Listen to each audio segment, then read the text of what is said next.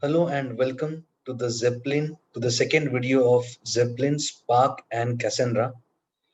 In the last video, we saw how to install Zeppelin on Windows operating system using Docker. So, as you can see, our Zeppelin is up and running.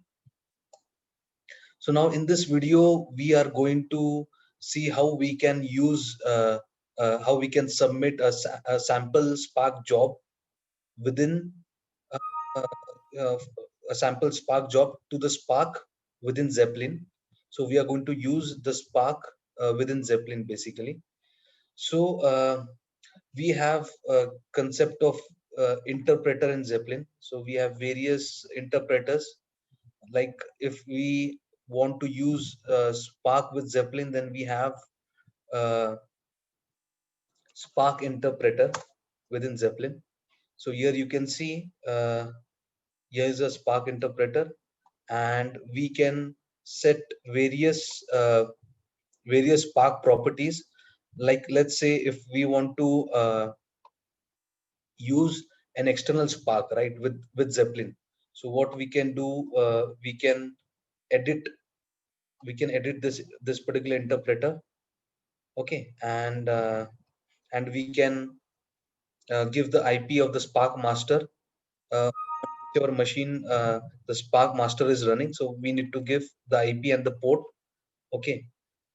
So in our case, as I said, that we are going to use Spark within Zeppelin only, so we don't need to modify this, okay.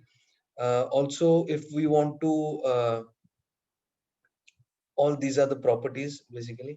Also, if you want to use some data store, okay, uh, wherein okay, um, uh, beneath the Spark, so we can mention the data store IP, okay. Like if you want to use Cassandra with Spark and Zeppelin, then we can provide the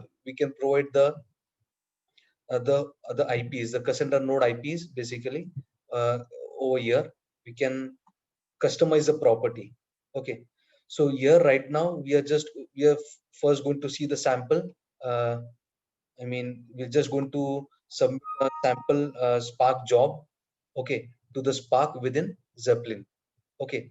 So this was the interpreter, Spark interpreter.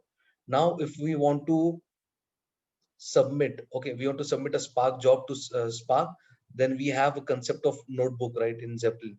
So we can, if we want to, so we can create a new node, okay. We'll just name Spark sample node, okay. So here it asks for which interpreter we want to use. So as we want to submit a Spark job, right, so we'll be using this Spark default interpreter. So we'll create the node over here. So each node can have various paragraphs, okay. So this, what you are seeing here is a paragraph, okay. So let's write let's submit a sample Spark job.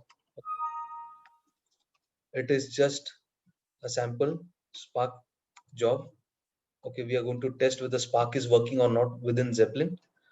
So this is sample code, and it is going to display the the elements in the array, okay. We are submitting basically to the Spark, okay. So we'll submit the job. So here it is processing, as you can see, okay. The Spark job is executed and it has displayed the list, okay. With this data frame.show command, it has displayed the elements within the array. So as we got the output, we can say that the Spark within Zeppelin is working successfully, okay. Another thing, if you want to, like, this is another paragraph where we can see, right, okay, if you want to check what is the Spark version which is Zeppelin, so we can put this command. So you can see the Spark version is 2.4.5, which is running within Zeppelin. So we get default when we create node, right, and we set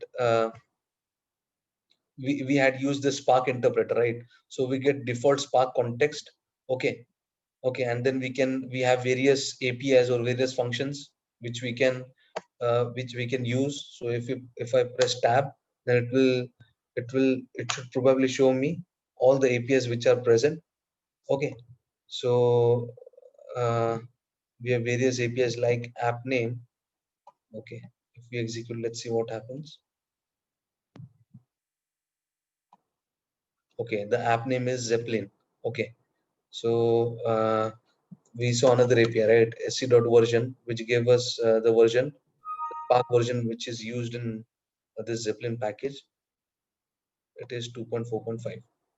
Okay, so this was just a sample video demonstrating the use of the uh, of submitting the Spark job, okay, to Spark within Zeppelin. So in the next video, we are going to configure Cassandra nodes. Okay, Cassandra nodes.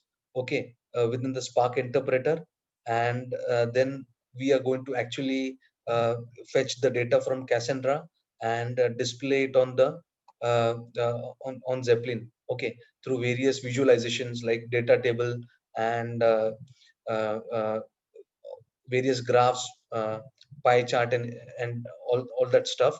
Okay, we are going to fetch data from Cassandra, and then we are going to perform some aggregations. Okay, uh, basically Spark is going to do the compute those aggregations, and will submit the result to Zeppelin basically. Okay, this is it for this video. Thanks for watching. Thank you very much.